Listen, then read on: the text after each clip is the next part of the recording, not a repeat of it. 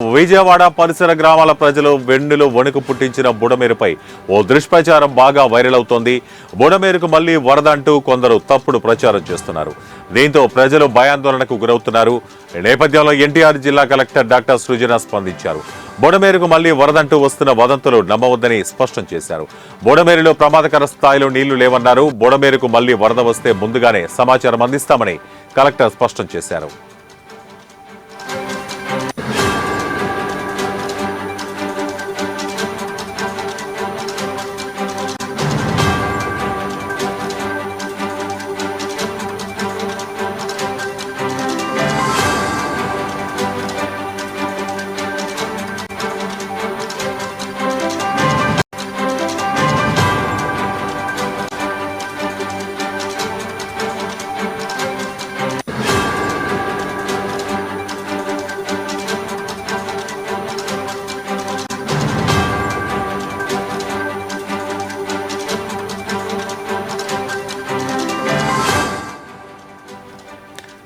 ప్రజలు అన్ని జాగ్రత్తలు తీసుకుని సురక్షిత ప్రాంతాల్లో ఉండాలని సూచించారు. బుడమేరు ప్రాంత ప్రజలకు ప్రస్తుతం ఎలాంటి ప్రమాదం లేదని కలెక్టర్ క్లారిటీ ఇచ్చారు.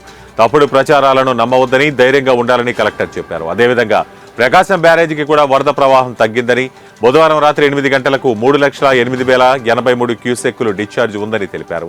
వరద ప్రభావిత ప్రాంతాల్లో సాధారణ పరిస్థితిని తీసుకొచ్చేందుకు ప్రభుత్వ యంత్రాంగం రాత్రింబవళ్లు పనిచేస్తోందని పేర్కొన్నారు. కలెక్టర్ కార్యాలయం కేంద్రంగా ఎప్పటికప్పుడు పరిస్థితుల్ని అంచనా వేసుకుంటూ ప్రణాళిక ప్రకారం ప్రత్యేక బృందాలు సేవలు అందిస్తున్నాయని కలెక్టర్ వివరించారు.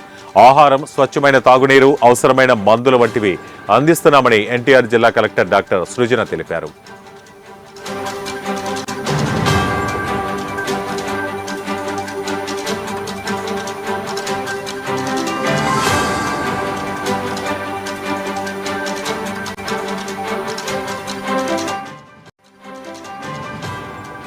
భారీ వర్షాల కారణంగా బుడమేరు ఉప్పొంగింది. దీంతో విజయవాడ సహా పరిసర ప్రాంతాలన్నీ జలమయమయ్యాయి. 2 అంతస్తుల బిల్డింగ్స్ కూడా నీటిలో మునిగిపోయాయంటే పరిస్థితి ఏ స్థాయిలో ఉందో అర్థం చేసుకోవచ్చు. విజయవాడను ఎంత పెద్ద ఎత్తున వరదలు ముంచెత్తడానికి ఒకవైపు బుడమేరు, మరోవైపు మున్నేరు కారణమని విశ్లేషకులు భావిస్తున్నారు. ఏదైనా ఈ వరదలు మాత్రం పేరు నష్టాన్ని, తీవ్ర విషాదాన్ని మిగిల్చాయి.